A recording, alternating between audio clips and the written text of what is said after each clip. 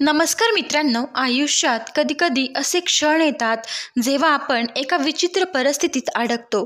आपल्याला पुढे जायचं असतं पण पाऊल उचलण्याची हिंमत होत नाही. मागे फिरावंसं वाटतं पण इच्छा होत नाही.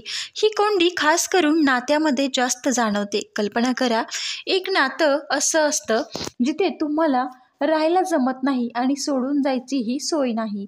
प्रत्येक दिवस एक जड ओझ्यासारखा वाटतो, पण ते ओझं फेकून देण्याची ताकद तुमच्यात उरत नाही. आतून आपण पूर्णपणे रिकामे असतो, तरी जगासमोर एक खोटं हसू घेऊन राहतो. ही गोष्ट फक्त तुमची किंवा माझी नाही, तर प्रेम, अपेक्षा आणि भीती यांच्या जाळ्यात अडकलेल्या हजारो लोकांची आहे. त्यांना वाटतं की ते एकटे आहेत, पण हे सत्य आहे की त्यांच्यासारखे अनेक जण या अदृश्य बंधनात अडकले आहेत. समाजात हे एक गुपित सत्य आहे, जिथे जन्मभर साथ देण्याचं वचन कधीकधी एका तुरुंगाच्या भिंतीसारखं बनतं. आपल्याला शिकवलं जातं की प्रेम म्हणजे फक्त आनंद आणि सोपे क्षण, पण काही वेळा प्रेम एक लढाई बनून जातं. स्वतःच्या भावनांशी, अपेक्षांशी आणि नियतीशी. तुम्ही स्वतःवर वारंवार विचारता की मी हे का सहन करत आहे, मी यातून कधी बाहेर पडेन. या प्रश्नाचं उत्तर शोधताना आपण आपल्याच मनात हरवून जातो. नात्यात सर्व काही वाईट असताना, फक्त दुःख आणि निराशा असतानाही आपण एक छोटीशी आशेची पालवी शोधत राहतो. आज नाही पण उद्या नक्कीच सगळं बदलेल. ही ती आशा जी आपल्याला रोजच्या रोज आणखी खोलवर खेचत नेते. याच आशेमुळे एक विषारी नातं प्रेम या सुंदर नावाखाली लपवलं जातं. ही केवळ एक भावनांची नाही तर आत्म्याची घुसमट असते, कारण अशा नात्यात राहिल्याने तुमचा आत्मसन्मान हळूहळू संपत जातो. तुमची मूळ ओळख पुसली जाते आणि तुम्ही फक्त समोरच्या व्यक्तीच्या इच्छेनुसार जगणारे एक प्रतिबिंब बनून राहता.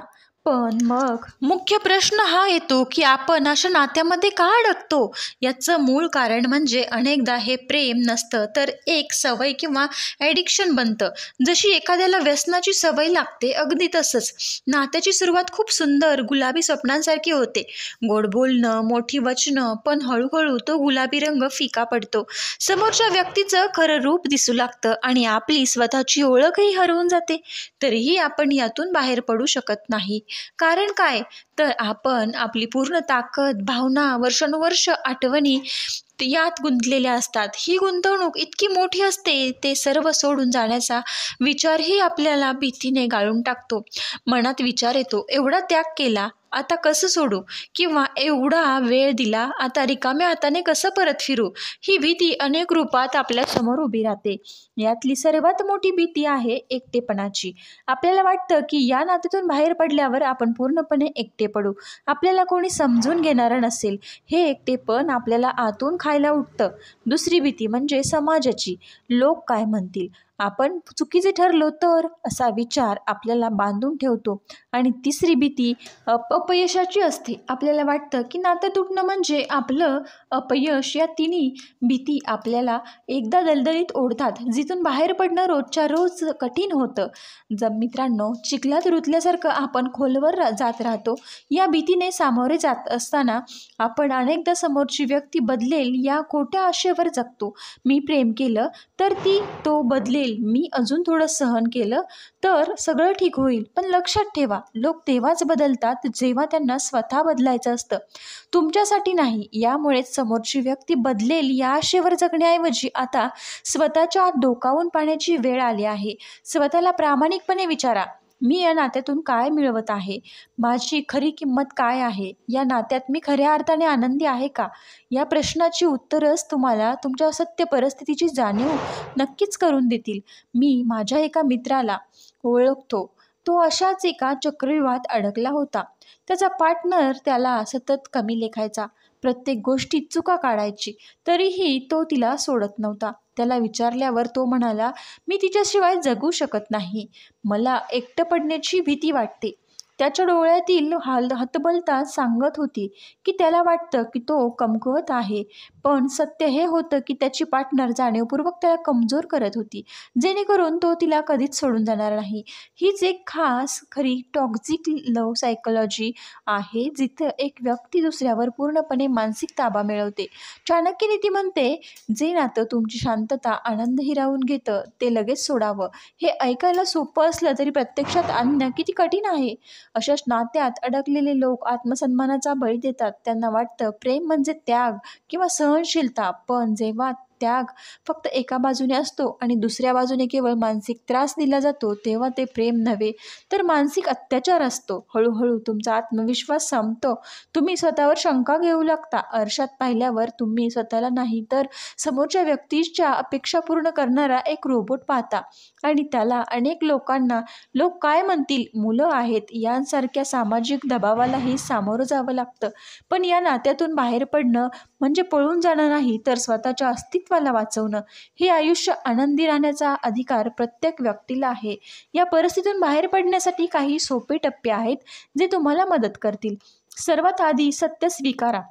मी एक विषारी नात्यात आहे हे मान्य करा. हे सत्य स्वीकारल्याशिवाय तुम्ही या दलदलीतून बाहेर पडू शकत नाही. स्वतःला फसवणं थांबवा, कारण त्यानंतर तुमच्या भीतीचा सामना करा. एकटेपणाची भीती असो वा अपमानाची, लक्षात ठेवा, एकटे राहणे विषारी नात्यात राहण्यापेक्षा जास्त चांगले असते, कारण तिथं तुम्हाला स्वतःवर प्रेम करण्याची आणि स्वतःच्या आत्मसन्मानाचं रक्षण करण्याची संधी मिळते. नातं तोडणे हे अपयश नाही, तर ती एक नवीन सुरुवात असते. तिसरं पाऊल आहे आत्मविश्वासाची पुनर्बांधणी करणं. या नात्यात तुमचा आत्मविश्वास संपलेला असतो. तो परत मिळवण्यासाठी रोज स्वतःसाठी वेळ काढा. स्वतःवर प्रेम करा. भूतकाळातील छोट्या मोठ्या यशांची नोंद घेऊन सकारात्मक लोकांशी संवाद साधा.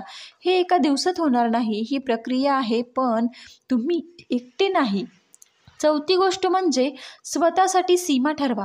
भावनिक ब्लॅकमेलला तोंड देण्यासाठी मानसिक सीमा निश्चित करा आणि समोरच्या व्यक्तीला तुमच्यावर ताबा मिळवू देऊ नका. मदत मागायला तर अजिबात कचरू नका. मित्र, कुटुंब यांच्याशी बोला. मदत मागणे हे तुमच्या शक्तीचे लक्षण आहे. आणि शेवटचे म्हणजे आरोग्य जपा. मित्रांनो, हीलिंग करा. ध्यान, योग, व्यायाम यावर लक्ष द्या. स्वतःला आनंदी ठेवणाऱ्या गोष्टी करा. हीलिंग म्हणजे हळूहळू बरं होणं. आज जरी दुःख असलं तरी उद्या नक्कीच चांगलं असेल, कारण यातून बाहेर पडून फक्त स्वतःला वाचवत नाही तर एका आनंदी आयुष्याची नवीन दारं उघडत आहात. या संपूर्ण प्रवासात तुम्हाला काही गोष्टींचा त्याग करावा लागेल. जुन्या सवयी आणि विचार सोडून द्यावे लागतील. काही वेळा काही लोकांनाही तुमच्यापासून दूर ठेवावे लागेल, पण हा त्याग तुमच्या उज्ज्वल भविष्यासाठी असेल. नो कॉन्टॅक्ट रूल अशा वेळी खूप प्रभावी ठरतो. समोरच्या व्यक्तीशी कोणताही संपर्क न ठेवल्यास तुम्हाला स्वतःला सावरण्यासाठी आणि शांतता मिळवण्यासाठी पुरेसा वेळ मिळतो. सर्वात महत्त्वाचं म्हणजे स्वतःला माफ करा. मी या परिस्थितीत का अडकलो, मी चुकीचे निर्णय का घेतले, याबद्दल स्वतःला दोष देऊ नका. आपण सगळेच माणूस आहोत आणि चुका होणं स्वाभाविक आहे. महत्त्वाचं हे आहे की आपण त्या चुकांमधून शिकून पुढे जातो की नाही. स्वतःला माफ केल्याने तुमच्या मनावरचं खूप मोठं ओझं कमी होईल ना. त्यामुळे तुमच्या आयुष्यात जी पोकळी निर्माण झाली आहे ती भरून काढण्यासाठी नवीन नवीन छंद जोपासा, नवीन गोष्टी शिका. सकारात्मक ऊर्जा देणाऱ्या लोकांना तुम्ही नक्की भेटा. समाजात काहीतरी चांगले काम करा. गरजूंना मदत करा. तुमचा वेळ आणि शक्ती अशा कामांमध्ये लावा ज्यामुळे तुम्हाला खरा आनंद मिळेल. तुम्ही एक चांगले व्यक्ती म्हणून पुढे याल. या दुःखातून बाहेर पडताना तुम्ही खूप काही शिकलात. ज्या नात्यांनी तुम्हाला तोडलं तीच नाती तुम्हाला तुमची खरी ताकद दाखवून देतील. तुम्ही किती मजबूत आहात आणि लवचिक आहात याची ती शिकवण असेल, ही जी तुम्हाला आयुष्यात प्रत्येक टप्प्यावर मदत करेल.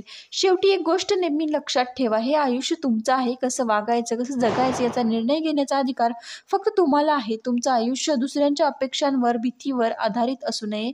नातं सोडणे हे अपयश नाही, तर ते स्वातंत्र्य आहे. तुमच्या स्वातंत्र्याची पहिली पायरी आहे.